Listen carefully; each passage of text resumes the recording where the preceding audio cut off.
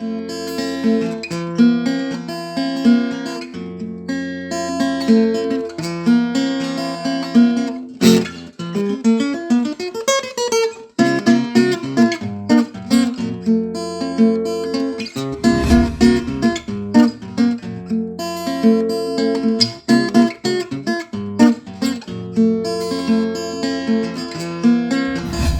que le monde est monde, l'homme sur Terre a développé différentes sortes de comportements et aussi des vices. Parmi ces vices, on peut parler le vice de la gourmandise, on peut parler des complexes, on peut parler de la convoitise, on peut aussi parler de la prostitution, mais surtout de la corruption. Dieu créa l'homme avec une intelligence et une conscience. Mais comment se fait-il que cette même conscience parvient-elle quelque temps à chanceler et plonger dans la corruption? Certains vont même jusqu'à dire que la corruption serait le raccourci le plus rapide pour atteindre un objectif. Mais toutefois, si la corruption, ça veut dire que d'un côté, il y a des corrupteurs et d'un autre, il y a des corrompus. Mais n'oubliez pas qu'il existe plusieurs sortes de virus sur Terre. Dans le monde entier, nous avons le virus de la grippe aviaire, nous avons le virus de la rougeole, nous avons le virus d'Ebola, mais nous avons surtout le virus de la corruption. Existe-t-il un remède contre le virus de la corruption? Telle est la question. Mais aujourd'hui, mesdames et messieurs, nous allons parler de la corruption en ce qui concerne la RDC, notre pays. Pourquoi la RDC? Parce que certains vont jusqu'à dire qu'en RDC, la corruption serait devenue un sport national. Pour en savoir plus, je suis avec mes collègues ici, que je vous présente. À ma gauche, j'ai ma très chère Julie Sefou, à qui je dis bonjour. Bonjour. À l'extrême gauche, nous avons Jafar Moulassa. Bonjour Jafar. Bonjour. Et à ma droite, nous avons Kyaku Kisombe. Bonjour Kyaku. Bonjour Arsène. Et mesdames et messieurs, pour débattre de tout ça, nous aurons devant nous, en face de nous, pour vous, nous avons le professeur Guy Robert Silou, qui est professeur en sciences économiques et sciences sociales en France, principalement à Paris, en classe préparatoire aux grandes écoles de Saint-Germain. Professeur Guy Robert Silou, nous vous disons tous bonjour et soyez le bienvenu pour cette émission spéciale. Bonjour à vous. Bonjour professeur. Et bonjour. Alors directement, pour entrer dans le bal, pour ouvrir le débat, Julie Sefou va vous donner la première question. La question de planter le décor, professeur, comment est-ce que vous définissez la corruption? Définir la corruption entraîne quand même un développement qui risque d'être un peu plus long, mais je vais prendre ce petit temps pour essayer d'être plus explicite. Parler de la corruption, c'est en réalité un certain ensemble de comportements qui engendrent la captation des biens dits collectifs en vue de satisfaire des besoins purement individuels.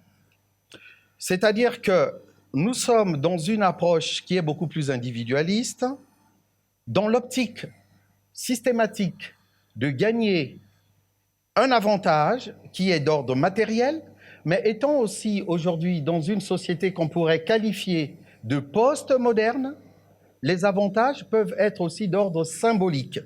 C'est-à-dire, ça peut relever du prestige, ça peut relever d'un certain type de pouvoir. Or, il s'avère que dans le microcosme social, il y a différents types de pouvoirs. On a tendance à se focaliser sur le pouvoir économique, mais il y a aussi le pouvoir dit social et il y a aussi le pouvoir politique. Mais en même temps, on se rend bien compte qu'au niveau de cette corruption, qui n'est pas seulement l'apanage des gouvernants, il faudrait bien que dans notre approche, que nous puissions aussi intéresser la société dite civile, qui est aussi corrompue autant que la classe politique. Et donc, ça fait quand même un panel qui est relativement large. Et donc, notre conversation, notre échange portera à la fois sur la corruption au niveau gouvernemental qu'au niveau sociétal dans sa globalité. C'est bien de parler de plusieurs niveaux et même des aspects économiques et même jusqu'à aller à ce qui est simplement de prestige, quand bien même l'économie l'emporterait parce Mhm. qu'on palpe, n'est-ce pas? Lorsque vous dites que c'est une façon de s'accaparer de biens qui est public, qui peut avoir accès? Quel est le profit de celui qui peut s'en accaparer justement? Là, on est dans des rapports sociaux qui se fondent sur des rapports de domination de pouvoir.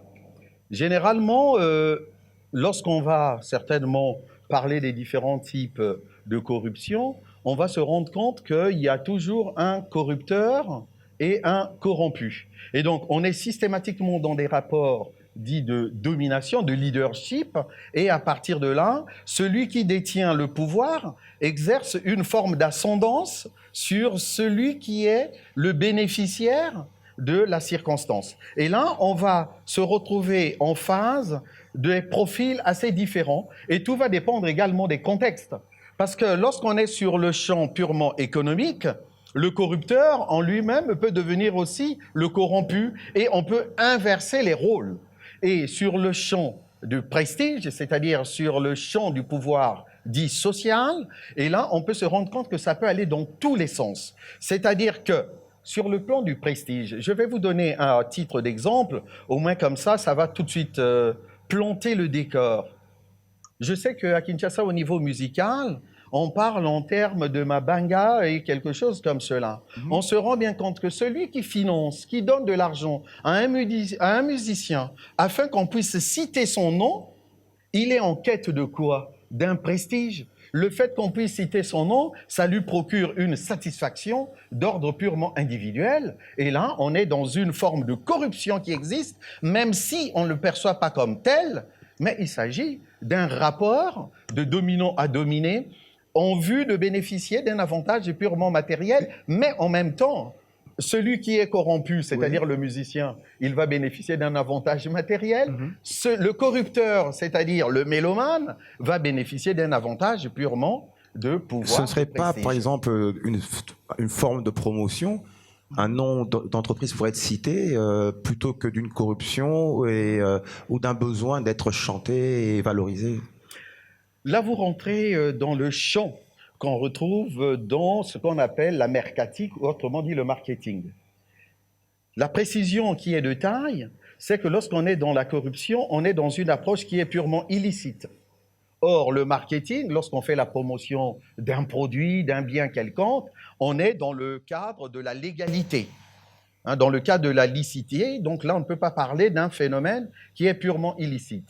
Et donc, dans la définition, et merci d'avoir apporté cette précision, il faudrait entendre qu'on est dans un cadre qui est purement illicite. Et dans ce contexte-là, seul l'état de droit peut permettre justement de réguler la situation et donc de corriger ces exactions auxquelles nous sommes confrontés dans notre Mais pays. pour revenir à ce que j'allais dire, Jafar Moulassa, en parlant de promotion, mais pour renchérir, promotion, mais là, on est dans une forme dans le monde culturel, là, on parlerait de dédicace.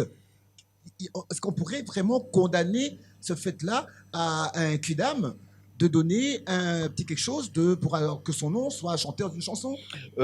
Lorsqu'on parle de dédicace, et là, on va se rendre compte que ce sont des actes qui devaient être gratuits, bénévoles. Aujourd'hui, si je produis une œuvre musicale ou une œuvre littéraire, pour rester dans le domaine stricto sensu intellectuel, je veux mettre le nom de Monsieur Kamango que vous êtes, le fait de me donner de l'argent, vous me soudoyez. C'est-à-dire que je ne jouis plus de mon libre arbitre. Et là, on est dans un contexte qui pourrait nous renvoyer à ce qu'on pourrait appeler une conscience servile. C'est-à-dire que je deviens l'esclave de la personne qui m'offre un avantage matériel afin que je puisse lui apporter cette dédicace. Or, lorsqu'on parle de dédicace et autres, ça devrait être quelque chose de gratuit, de bénévole. Et donc là, c'est le fait d'arriver quand même à soudoyer. Et la corruption, dans un premier degré, au sens stricto sensu du terme, on serait sur la légalité ou non. Or, là, on est sur une approche qui se veut bénévole, parce qu'il peut y avoir une corruption dite bénévole, c'est-à-dire désintéressée, et comme il peut y avoir aussi une corruption qui est tout à fait intéressée avec des avantages matériels qui en découleraient. Et au cas où c'est le musicien qui allait vers un mécène pour lui proposer le libanga, le musicien, il est aussi corrupteur? Ah oui, mais dans ce domaine-là, oui. C'est-à-dire que ici, il faudrait que nous puissions parler en termes de valeurs, en termes d'éthique.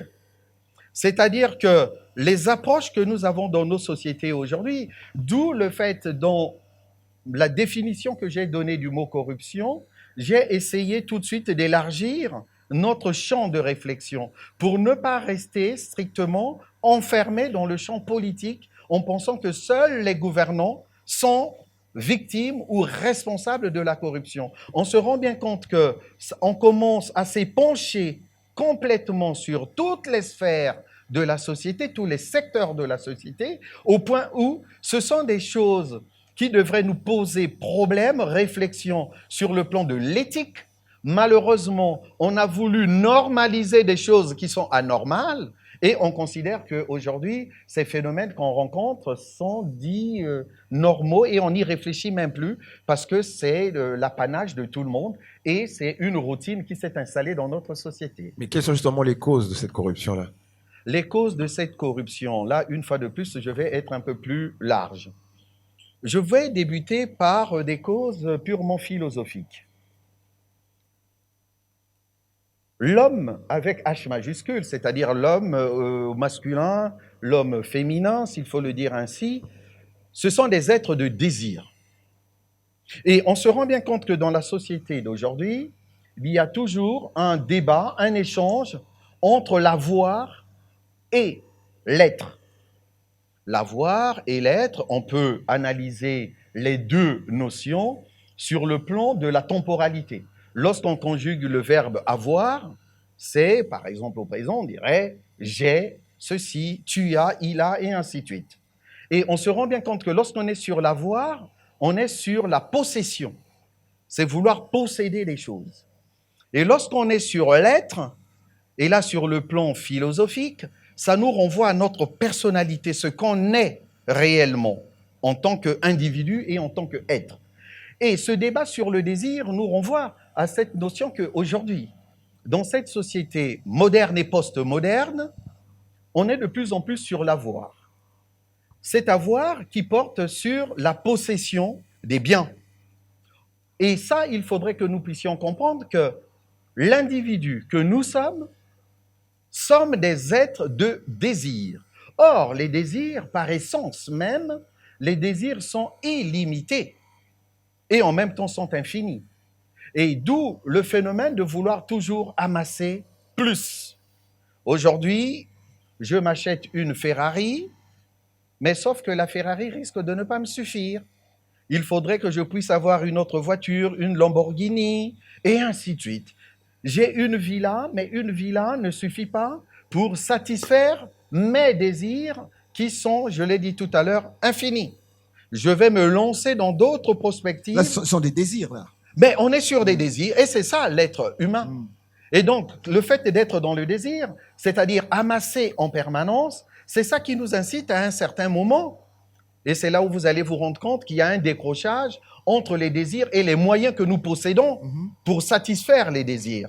Avoir des désirs infinis, pourquoi pas? Mais sauf que les moyens qui sont nôtres sont limités.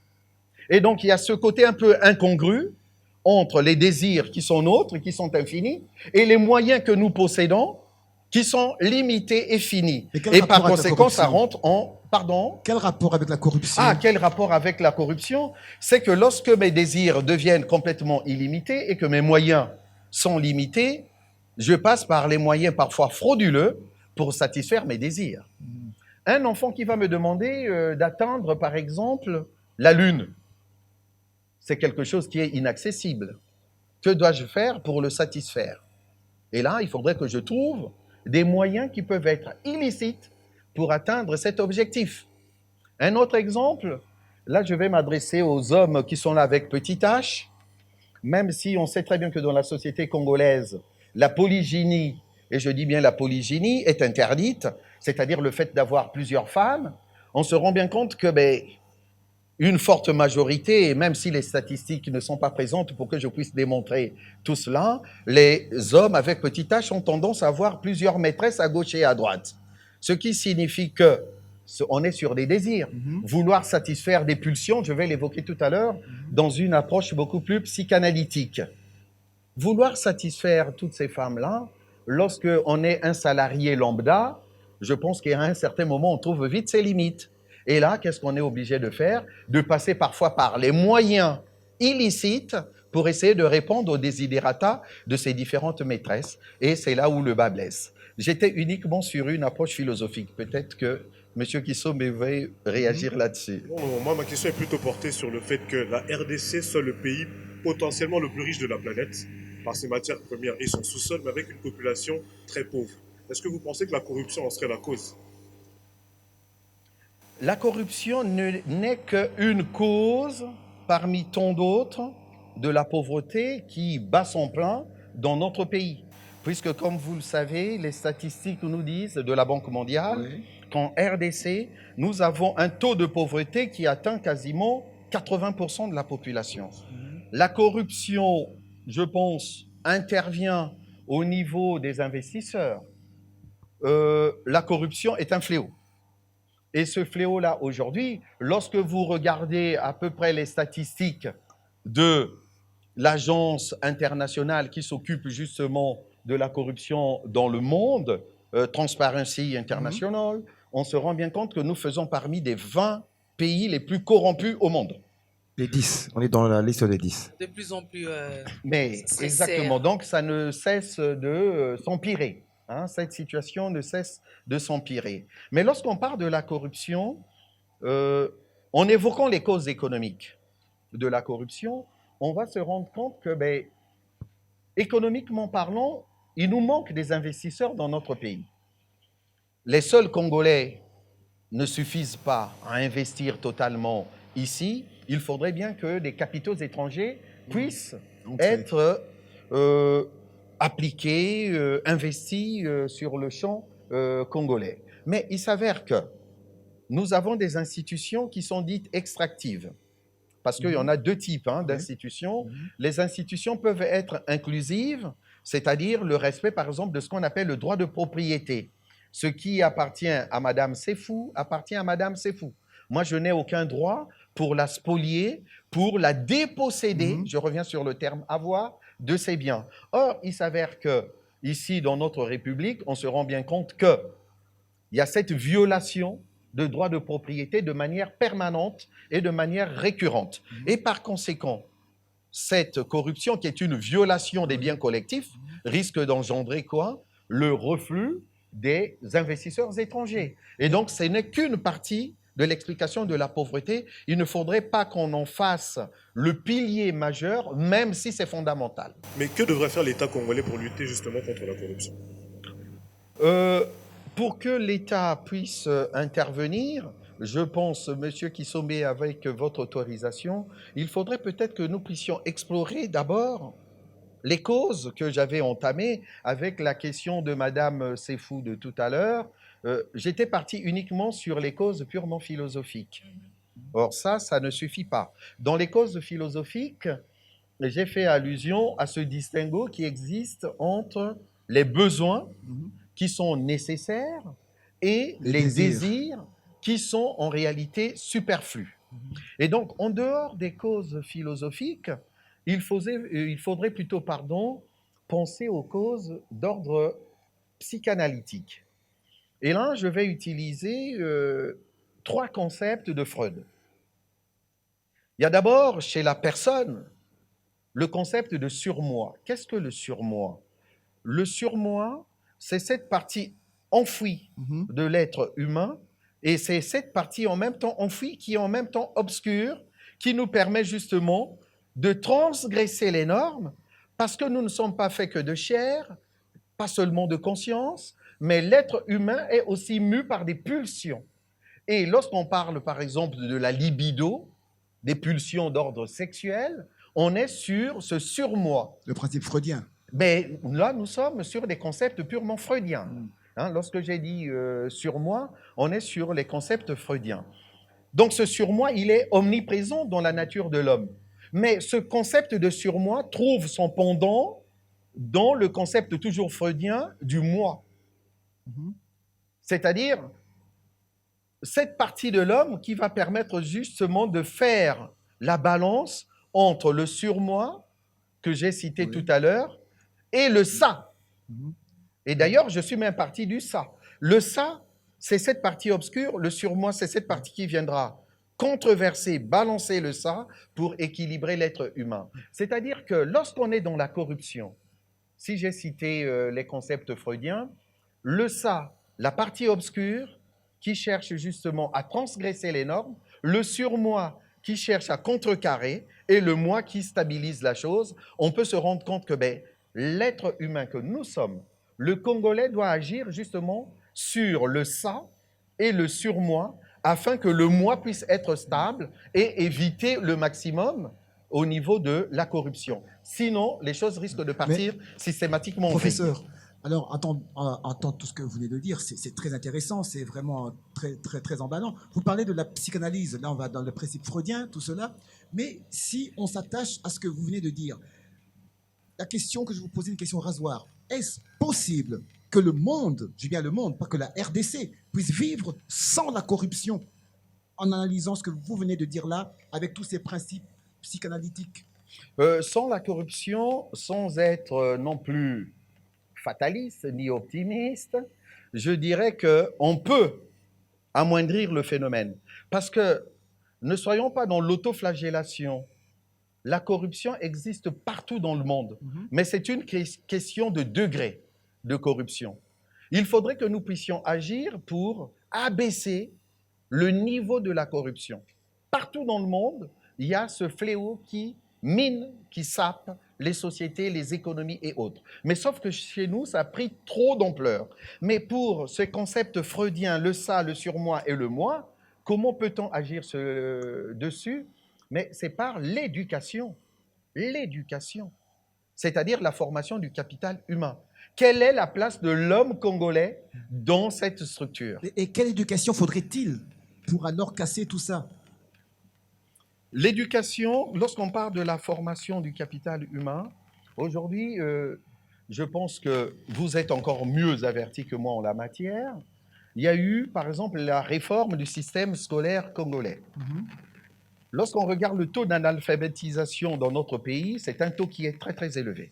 C'est-à-dire que là, ça me permet de revenir sur la notion qu'on appelle le développement avec ces trois critères qui sont le taux d'alphabétisation, le PIB par habitant et en même temps le taux de mortalité. Le taux de scolarisation est faible en RDC, est très faible. Même lorsqu'on essaye de revaloriser ce taux de scolarisation, derrière, il faudrait entendre aussi quels sont les enseignements qui sont dispensés aujourd'hui afin de former le citoyen congolais. C'est-à-dire que les études ne sont pas faites exclusivement pour l'instruction. Les études sont là aussi pour former le citoyen en lui apportant les vertus nécessaires pour accepter certaines choses parce que le cycle de vie est très, très mouvant. Il y a des hauts et des bas, mais lorsque vous êtes dans le bas, il faudrait que vous puissiez saisir les perches qui vous sont tendues de manière licite afin qu'on soit davantage sur la partie légale des choses et non sur des parties illégales. Lorsque vous avez un taux de déscolarisation qui devient très très important, on peut se poser des questions maintenant sur l'avenir de notre pays par rapport à la manière d'aborder cette société qu'est la nôtre. Et ça, c'est fondamental, c'est-à-dire qu'il faudrait qu'on arrive à tempérer les vices par les vertus. Et c'est en permanence un débat que nous rencontrons dans notre société. Je vais vous proposer un exemple pratique et vous allez nous démontrer comment tempérer les vices et les vertus. Aujourd'hui, je suis par exemple un assistant à l'université, c'est-à-dire que je suis licencié. Mon salaire, il est à peine à $105, $110, n'est-ce pas? Mais j'ai une famille, n'est-ce pas? J'ai une femme, j'ai des enfants à scolariser, j'ai le transport à payer au quotidien. Et au quotidien, je suis exposé aux étudiants qui ont des travaux et dont la plupart d'ailleurs ne travaillent même pas, mais ont quand même des moyens, n'est-ce pas, pour me corrompre. Alors, comment je ferai la balance entre les vertus et justement les principes? Et les principes. Ah, Très bonne question, madame, c'est fou. On va se dire la chose suivante. Le Congo, depuis l'indépendance, et après on a connu les mutations avec l'avènement de notre République du Zaïre, on a fait le choix du libéralisme économique. Et la réponse que je vais donner peut paraître un peu sèche, mais on est dans l'optique d'une approche beaucoup plus réflexive. On a fait le choix du libéralisme économique. Et dans le libéralisme économique, c'est la concurrence. Et en même temps, c'est cette conscience individuelle qui devrait entraîner par la suite les avantages collectifs. Lorsque vous allez dans des pays comme les États-Unis d'Amérique, il y a des individus qui ont 4 à 5 jobs. C'est ce qu'on appelle des mini-jobs. C'est-à-dire pour nous, par exemple, qui vivons en France, on bénéficie souvent du SMIC, hein, ici on appelle le SMIG. Et Allocation familiale et autres. Exactement, des allocations familiales. On se rend bien compte que l'État social est omniprésent. Il s'avère que dans des pays comme les États-Unis, l'État-providence est quasiment en retrait. On est en présence de ce qu'on appelle un État régalien. Et par conséquent, l'État intervient le moins possible dans la vie sociale et la vie économique pour laisser la libre concurrence. Et par conséquent, les individus qui n'ont pas suffisamment de qualification, comment font-ils ces individus pour essayer de joindre les deux bouts du mois? Mais ils sont appelés à exercer 4 à 5 métiers par jour. est-ce que c'est disponible, ces Voilà. métiers? Oui, mais justement, Maintenant, c'est là où je ici- dis, nous avons fait le choix de ce libéralisme économique et par conséquent, il faudrait que nous puissions nous donner les moyens pour que ce libéralisme économique puisse être utilisé de manière optimale et que ce libéralisme économique puisse apporter des satisfactions tant sur le plan salarial des individus que sur le plan social dans la globalité. Et ça, c'est le marché du travail qui fait aussi défaut ici, puisqu'on l'avait dit, un taux de chômage de 84%. On a adopté quelque chose, mais on ne s'est pas donné les moyens. Et ça, on pourrait en parler. Et humainement, ça peut se comprendre. Humainement, humainement, ça peut se comprendre, mais sauf que nous avons une fois de plus vocation à vivre en communauté en bonne intelligence. C'est-à-dire que si on dit humainement la corruption se comprend, je pourrais aussi rétorquer par rapport à votre exemple, Madame Sefou, la même personne qui est dans cette forme d'errance serait appelée aussi à porter des actes de criminalité et on trouverait ça, humainement parlant, normal. Or, il s'agit des actes qui sont délictueux et par conséquent, ce sont des actes qui sont condamnables. C'est-à-dire que on dit, comme le dirait Karl Marx, que les circonstances font les hommes, mais en même temps, les hommes font les circonstances. C'est-à-dire que c'est à nous, aujourd'hui, Congolais, de repenser notre société dans sa globalité pour que la corruption puisse devenir des épiphénomènes, c'est-à-dire des détails, pas en faire quelque chose, comme le disait tout à l'heure M. Komango dans son introduction, il ne faudrait pas que ça devienne un sport national parce que chacun de nous aura toujours un prétexte pour justement se lancer dans la corruption. Toutes les situations prêteraient justement à confusion pour que cette corruption quelque part, c'est la puisse faute de devenir l'État. légende. Mais si on dit c'est la faute à l'État, je vais vous rappeler ce que signifie le concept de l'État en sciences politiques. Un État, il est composé de quoi? Il y a 3 critères qui définissent un État. Vous avez le territoire, nous avons notre territoire à nous, regardons notre carte géographique. Le deuxième critère de l'État, c'est la population. C'est-à-dire, soit selon les statistiques, on nous dit parfois 90 millions ou 100 millions d'habitants, on fait partie de l'État. Et enfin, le troisième élément de l'État, c'est le gouvernement. Les gouvernements passent, l'État reste. Et donc, lorsque vous dites c'est la faute de l'État, c'est la faute de tout le monde. Vous compris, M. Kamango, vous faites partie de cet État. Donc, lorsqu'on dit c'est la faute de l'État, notre manière de penser la chose, c'est de vouloir être dans un processus victimaire en responsabilisant exclusivement les gouvernements ou les gouvernants bien qu'ils aient une part prépondérante dans la manière de penser la société dans la globalité. Est-ce que, professeur Guy, Robert, les termes rétrocommission, commission, sont-ils les termes corruptibles? Ah oui, là, on est dans des systèmes de corruption, mais maintenant, il faudrait peut-être, lorsqu'on pense en termes des différents types de corruption, on va se rendre compte que vous avez les grandes corruptions et il y a des petites corruptions. Il y a des corruptions qui viennent de l'offre, c'est-à-dire le corrupteur. Et il y a des corruptions qui viennent de la demande, oui. c'est-à-dire le corrompu. Mais en même temps, vous avez des corruptions qui sont dites publiques et voire des corruptions dites privées.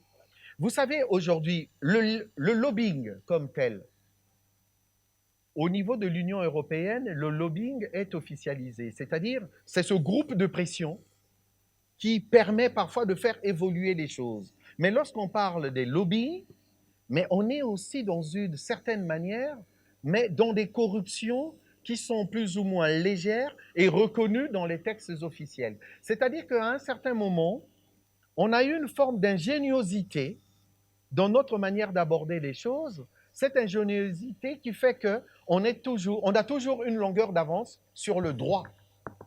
Et donc les commissions, les rétrocommissions, lorsqu'on y réfléchit, ça pose problème.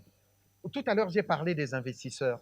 Les investisseurs auront du mal, étrangers bien entendu, à venir au Congo pour la simple raison, lorsqu'on y est, on se rend bien compte que chaque fois que vous passez dans un bureau, il y a un problème de commission et ainsi de suite. Et donc, ça s'étale à l'infini au point où l'investisseur est complètement déstabilisé et complètement déboussolé. D'où les réflexions qui s'imposent. Professeur, vous avez parlé des grandes et petites corruptions. Ah Quels oui. sont les différents types de corruption? Si vous pourriez expliquer. Aujourd'hui, lorsque j'ai dit qu'on peut parler des corruptions au niveau purement des grandes sociétés, aujourd'hui, pour rester dans le microcosme purement économique, on a les firmes multinationales. Une firme multinationale étrangère qui veut venir s'implanter en RDC, seulement si il y a trop d'embûches, là, cette grande entreprise va usiter des grands moyens pour bénéficier des largesses des responsables économiques et politiques. On se rend bien compte que là, ça va se chiffrer à quoi? À des milliards, ou pour ne pas dire des millions de dollars. On rentre dans la grande corruption.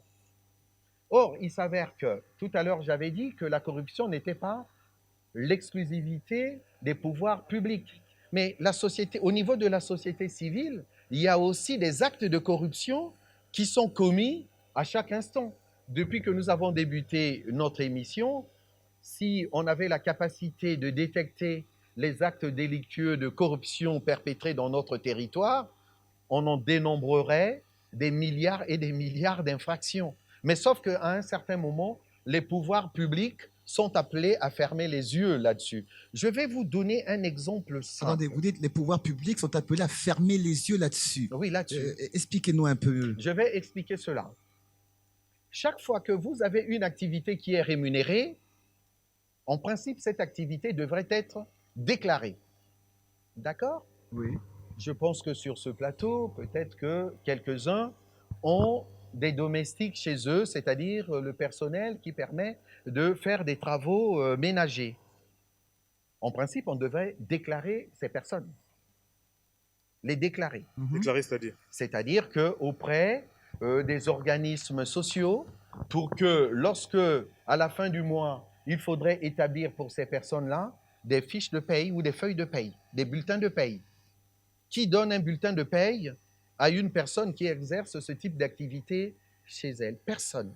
Personne ne le fait. Parce que derrière, c'est quoi? Il y a un corrupteur et il y a un corrompu. La personne est dans le besoin. Et je parlais en termes de pouvoir, de domination. La personne est dans le besoin. Si vous commencez à poser les préceptes qui devraient être de rigueur, il faudrait que la personne officiellement soit déclarée comme étant votre employé. Et par conséquent, il faudrait faire sur cette personne verser ce qu'on appelle des cotisations sociales, chose qui n'est pas faite.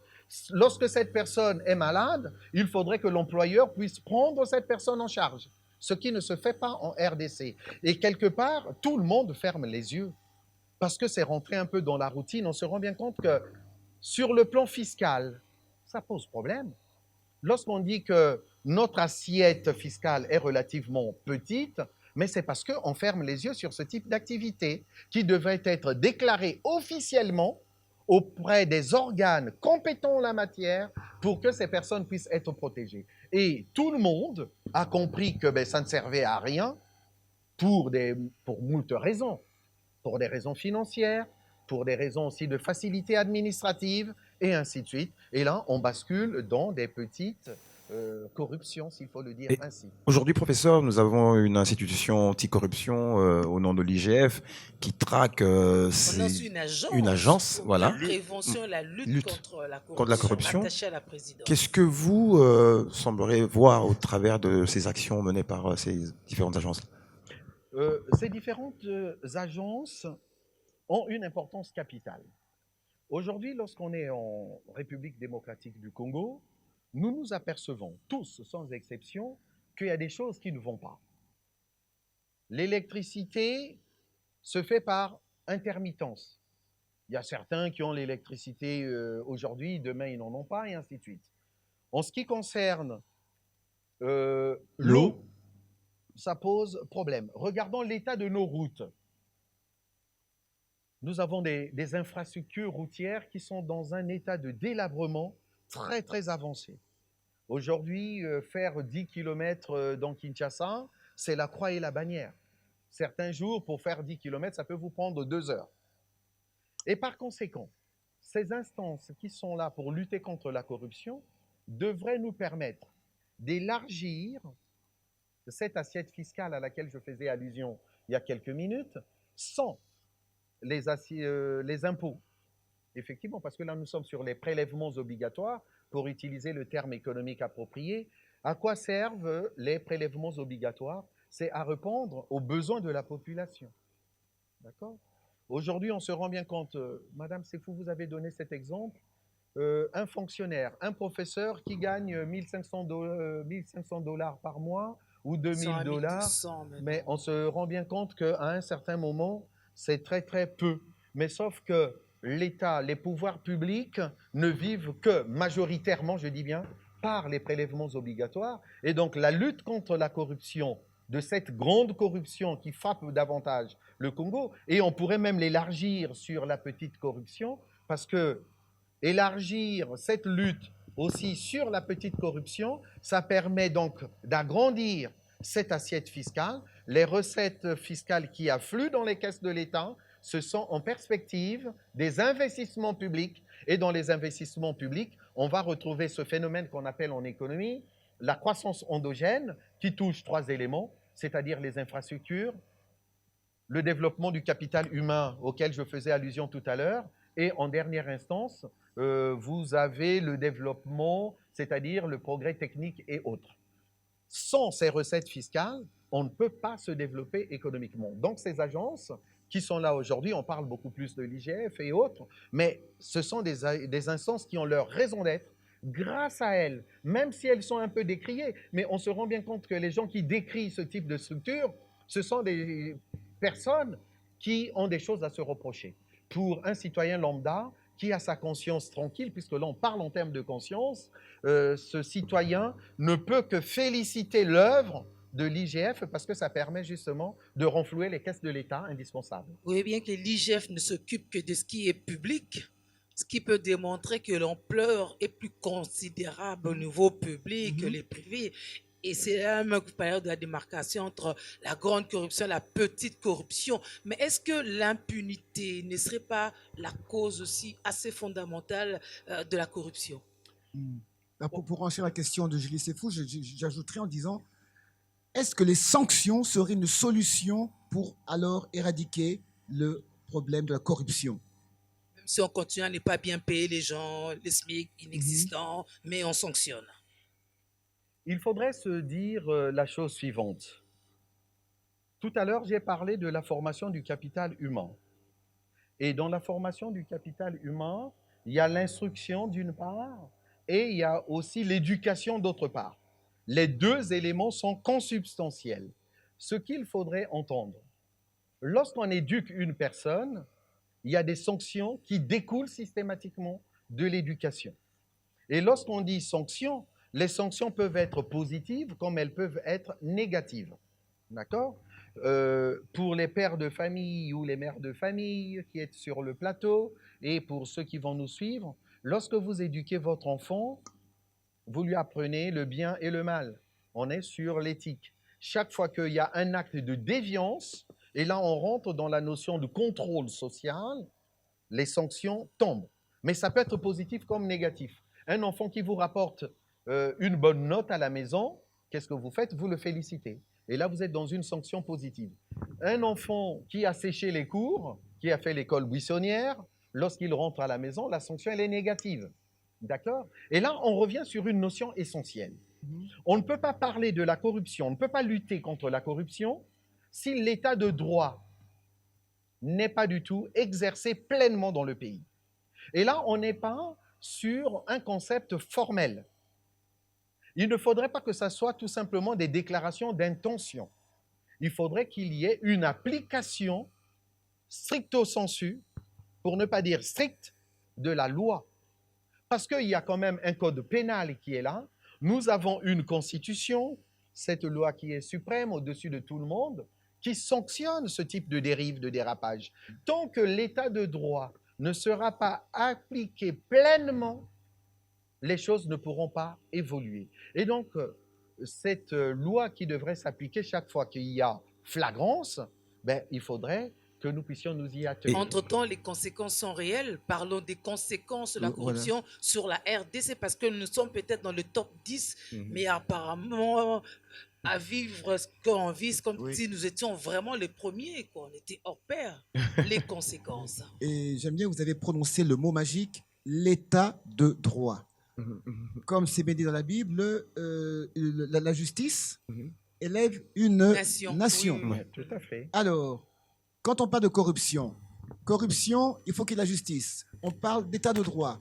Donc, c'est-à-dire, comme on dit en France, il y a de l'eau dans le gaz. Il y a quelque chose qui ne marche pas bien dans ce système-là. Si on arrive dans le top 10 des pays les plus corrompus, c'est qu'il y a quelque part où l'état de droit n'est pas sur le droit chemin, si je puis me permettre de parler ainsi. Bien sûr. Qu'en pensez-vous, professeur? Là, revenons peut-être sur les notions encore de sciences politiques. On nous parle de l'État. Et lorsqu'on parle de l'État, de droit, on va revenir sur les contractualistes rapidement. On a les Jean-Jacques Rousseau avec le fait que, lui, c'est lui qui le dit au départ, hein, l'homme naît bon, du verbe naître, mais c'est la société qui finit par le corrompre. Il est quand même assez optimiste, hein, il part du postulat que l'homme naît bon. Or, il s'avère qu'il y a un autre contractualiste, c'est-à-dire Thomas Hobbes, qui part d'un autre constat. Lui, il dit que l'homme est un loup pour l'homme. D'accord? Le fait que l'homme soit un loup pour l'homme, donc par essence même, l'homme est mauvais. Et donc, il faudrait qu'il y ait quoi? Il faudrait qu'il y ait la présence d'un léviathan. Le léviathan, c'est ce monstre froid qui intervient justement pour appliquer la loi et rien que la loi. Et on se rend bien compte que nous sommes rentrés dans la modernité. Cette modernité, c'est Montesquieu qui l'exprime assez bien en parlant de la séparation des pouvoirs. Aujourd'hui, lorsqu'on clame l'état de droit dans notre pays, moi, la question que je pose et que nous pouvons nous poser, nous qui sommes autour de ces plateaux, la séparation de pouvoir est-elle vraiment exercée dans ce pays? Puisque vous avez parlé de la justice. Or, qui dit séparation de pouvoir, il faudrait repenser, par exemple, ce triptyque qui a été pensé par Montesquieu. On a le pouvoir exécutif. Le pouvoir exécutif, généralement dans les démocraties modernes, vous aurez le président de la République, d'une part, et d'autre part, vous aurez un gouvernement qui sera là justement pour gouverner. Le président préside, le gouvernement gouverne, ou le Premier ministre gouverne. D'accord? Et après, vous avez quoi? Le pouvoir législatif.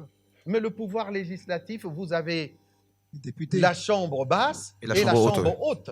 Et donc, les deux devraient aussi pleinement jouer leur rôle Et en dernière instance, et vous allez vous rendre compte que je vais élargir le débat, vous avez quoi?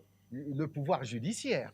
C'est cette séparation des pouvoirs qui va faire qu'il y ait vraiment un état de droit au sens strict du terme.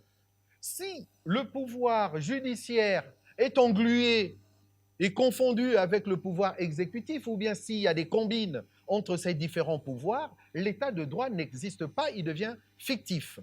Là, je suis resté sur le plan des sciences politiques au sens strict du terme, mais avec l'affaire du Watergate, on s'est aperçu qu'il y a eu un quatrième pouvoir qui a fait son émergence, c'est-à-dire la presse.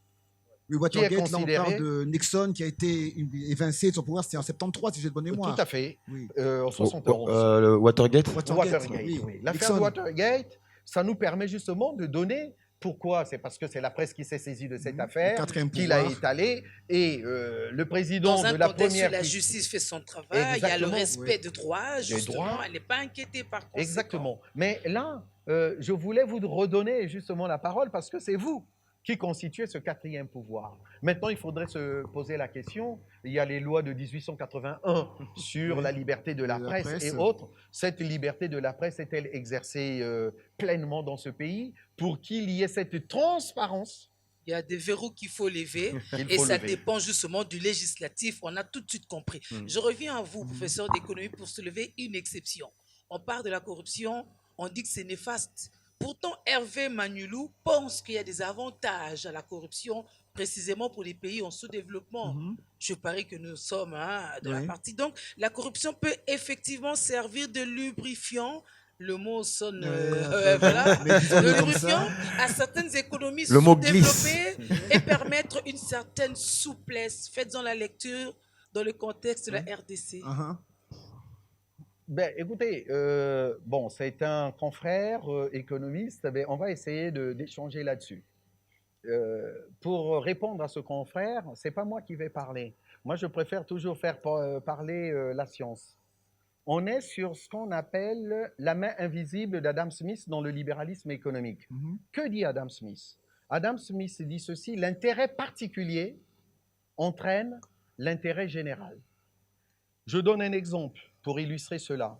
Je suis entrepreneur, je crée une entreprise, mon objectif premier, c'est de faire du profit.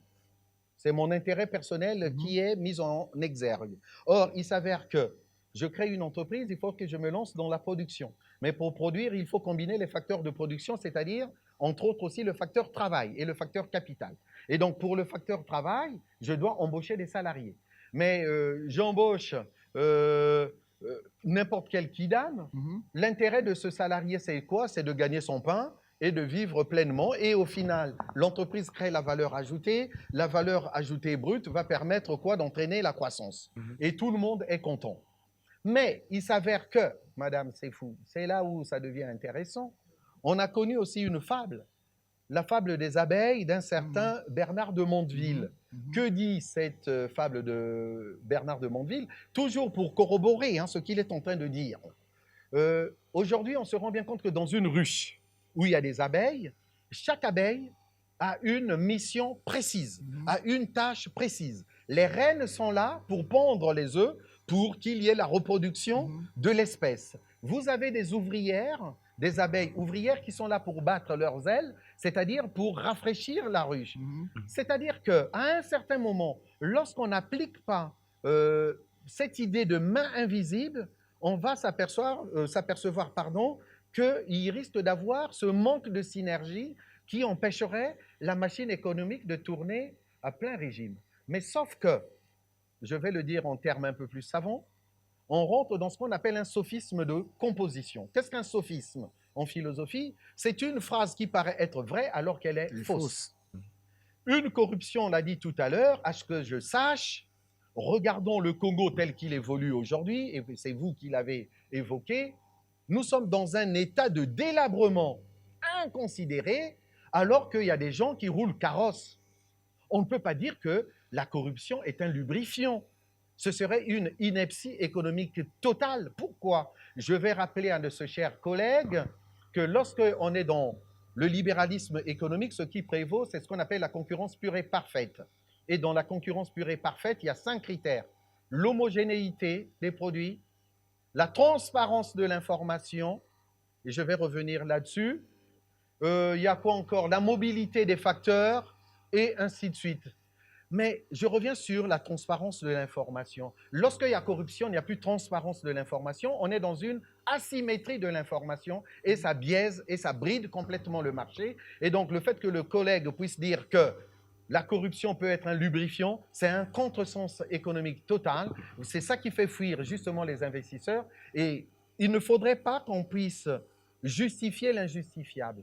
Même si, tout à l'heure, j'ai parlé de la petite corruption qui est tolérée, je dis bien tolérée, mais il ne faudrait pas que ça puisse prendre de l'ampleur parce que ça gangrène la machine économique sociale. Et là, c'est la confiance qui est bridée. Et dans une société où la confiance ne règne pas, ça pose problème. Avant que nous partions sur la piste des solutions, ma question se reviendrait plutôt sur l'impact que la corruption a sur les effets psychologiques. Parce que Arsène, en entrant justement dans le grand de cette émission, a prononcé le mot comportement. C'est-à-dire, si, admettons qu'un groupe de personnes se comporte comme ça, automatiquement, cela devient comme une forme de mode, et tout le monde prend coutume à cela. Psychologiquement, qu'est-ce que la corruption entraînerait dans l'esprit du commun des Congolais que nous sommes? Merci de cette question. Ça me permet de revenir sur les causes de la corruption. Il y a un philosophe anthropologue qu'on appelle René Girard, qui a réfléchi sur ce qu'on appelle la violence symbolique et voire même la violence mimétique. D'accord? On va comprendre que nous sommes des êtres de désir, c'est ce que j'ai dit. Mais sauf qu'en même temps, derrière le fait que nous soyons des êtres de désir, on est souvent dans le mimétisme, c'est-à-dire dans l'imitation. Aujourd'hui, Kisombe, qui est là, arrive à s'octroyer une belle maison. Mais en même temps, je sais qui il est, combien il gagne approximativement. Je vais commencer à me poser des questions sur sa probité. Je vais utiliser ce terme. Je vais me poser des questions sur sa probité. Et à partir de là, ce désir mimétique peut me pousser à poser des actes identiques pour tout simplement imiter, rivaliser avec lui, parce que je vais me dire, si lui il a fait cela, moi aussi, par mimétisme, je peux y arriver. Et le problème dans ce désir mimétique, on tombe malheureusement dans le processus de bouc émissaire, de victimisation. On se positionne en victime. Aujourd'hui, si je suis pauvre, c'est parce que je n'ai pas su me débrouiller comme tout le monde. Et par conséquent, il faudrait bien que je trouve un bouc émissaire parfait, comme a été le Christ, le parfait bouc émissaire. Il a été immolé, crucifié à notre place. Et donc, c'est lui qui va porter tous les péchés. Et aujourd'hui, le bouc émissaire parfait, c'est l'État. Comme le disait tout à l'heure Arsène, mais c'est tout le monde qui fait partie de l'État, et donc c'est tout le monde qui est responsable, en même temps dans ce processus de victimisation avec ce désir mimétique. Et donc c'est une chaîne, et là on est dans ce qu'on appelle des effets boule de neige. Que faire alors? Voilà, très bonne question. Que faire pour sortir, pour atténuer? Voilà, parce que là, quand on entend tout ce qui est dit ici, tout ce qu'on vient de... Je voyais aussi... ici, Non, comment remédier à ce fléau? Voilà, comment? Mais je pense que dans les échanges que nous avons eus les uns avec les autres, on avait déjà commencé à esquisser les réponses. On a parlé de l'état de droit, mais ça c'est vraiment fondamental. L'état de droit doit être appliqué au sens plein du terme, c'est-à-dire revenir en réalité sur la notion de démocratie. Quelle est la place de la démocratie dans notre pays? Et je le dis souvent dans certaines émissions que j'ai pu faire ici, il faudrait penser à un auteur qu'on appelle Alexis de Tocqueville. Lorsqu'on parle de démocratie, le tort que nous avons, nous Congolais, on ne pense la démocratie que dans un champ spécifique, c'est-à-dire le champ politique. C'est une bonne chose, mais c'est une vision partielle de la notion même du concept de démocratie. La démocratie se veut être à la fois politique et sociale.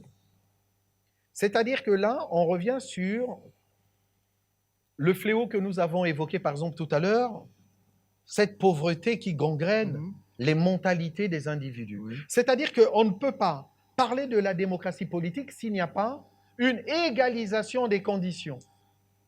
Égalité de droits, égalité de conditions et égalité de situation. Mais il y a des exemples qui peuvent être très très simples. Chaque fois que j'arrive en RDC, je dois prendre un visa. Bon, c'est la norme. Je respecte la norme. Mais il y a des gens qui sont attendus au pied de l'avion, c'est-à-dire tout de suite on les récupère et puis dans les secondes qui suivent, ils sont prioritaires. Les situations ne sont pas du tout égales. Et là, ça pose problème.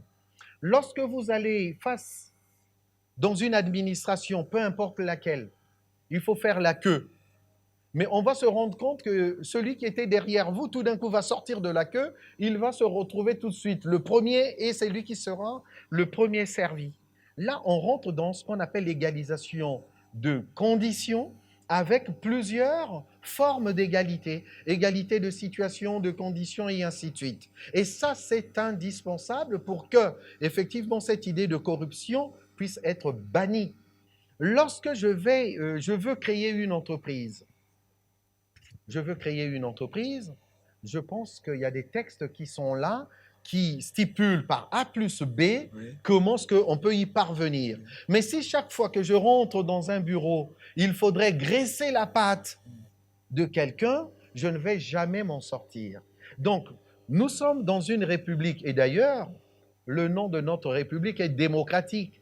Nous sommes dans une république dite démocratique. Il faudrait qu'il y ait cette égalité au niveau des droits, au niveau des situations et au niveau des conditions pour que nous ne puissions pas tronquer ce concept de démocratie. Alors, j'aime bien ce que vous venez de dire, la professeure. Vous avez aussi sorti un mot qui est devenu, je ne peux pas dire à la mode, mais qui est resté alors, qui est implanté dans toute l'Afrique depuis une trentaine d'années, le mot démocratie. Je vous poserai directement la question, professeur. Pensez-vous, dans ce contexte, en parlant de la corruption, bien sûr, mais quand on parle de démocratie, professeur, pensez-vous vraiment que la démocratie est bien arrivée en Afrique et bien sûr en RDC en particulier? Son application, le terme théorique, oui, mais en pratique, Ou qu'elle devrait être tropicalisée, question voilà, de climat aussi. la démocratie que Formaté nous vivons. selon nous. Parce que, excusez-moi, je me permettrai de donner deux petits exemples. Bien Par sûr. exemple, on a des pays comme Singapour ou bien Dubaï, ces micro-États comme Dubaï.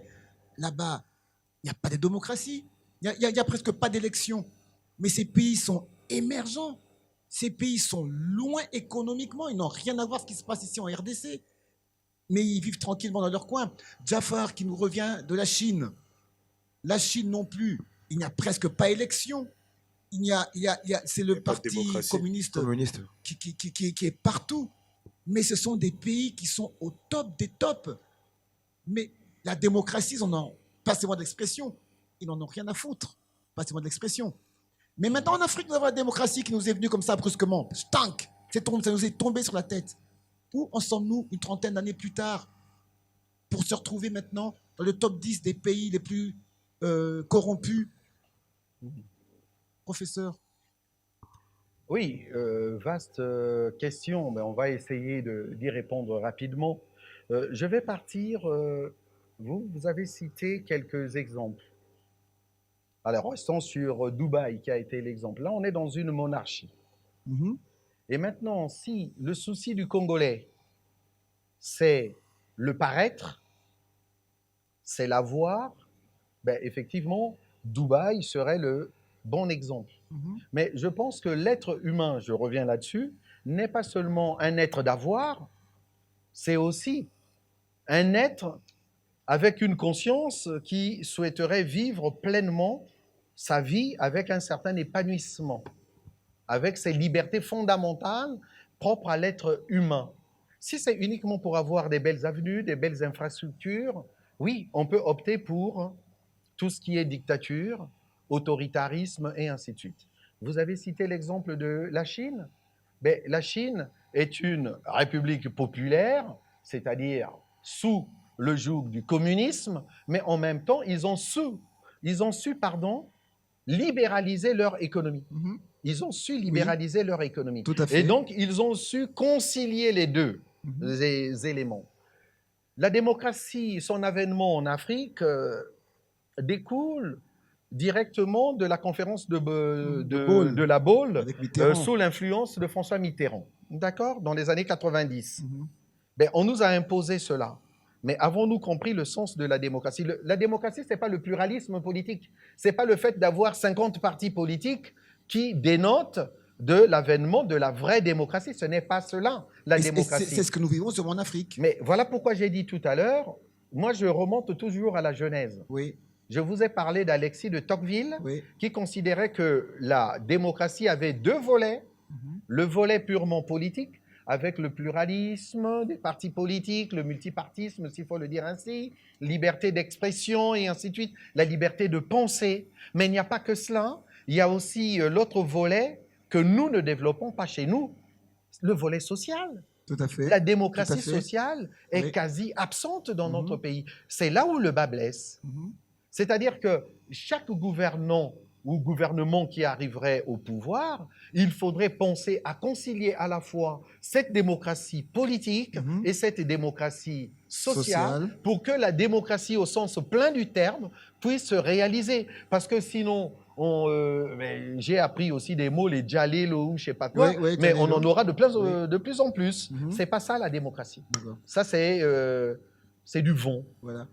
Je rappelle, professeur, vous êtes vraiment l'invité qu'il nous fallait pour débattre sur ce sujet en ce qui concerne la corruption. C'était une première, on espère que ce ne sera pas la dernière, parce que le sujet, comme l'a dit Julie Sefou tout à l'heure, il y a à boire et à manger. Et à corrompre. Exactement. Et croyez-nous, vous nous avez laissé sur notre soif. Totalement. Alors là, je rappelle, vous êtes professeur en économie, en sciences économie, pardon, et sciences sociales en France, principalement à Paris, en classe préparatoire aux grandes écoles de Saint-Germain. On espère vous revoir très bientôt. Vous rentrez bientôt en France. On espère vous revoir très bientôt parmi nous. Et de là, c'était très enrichissant. Je remercie beaucoup Julie Sefou. Merci à Jafar C'était Moulassa. un plaisir. Merci à Kakou Kisombe. Merci. Et surtout, merci à tous les téléspectateurs et toutes les téléspectatrices, bien sûr, de B1 Télévision pour avoir suivi ce programme spécial, une émission spéciale pendant laquelle le sujet était de la corruption. Vous avez suivi, comme on l'a dit, évidemment, on met un petit point aujourd'hui que pourrait même être les 3 points de suspension parce que, je répète, comme l'a dit Julie Sefou, il y a à boire et à manger et nous sommes encore sur notre soif. Merci et à la prochaine. Merci.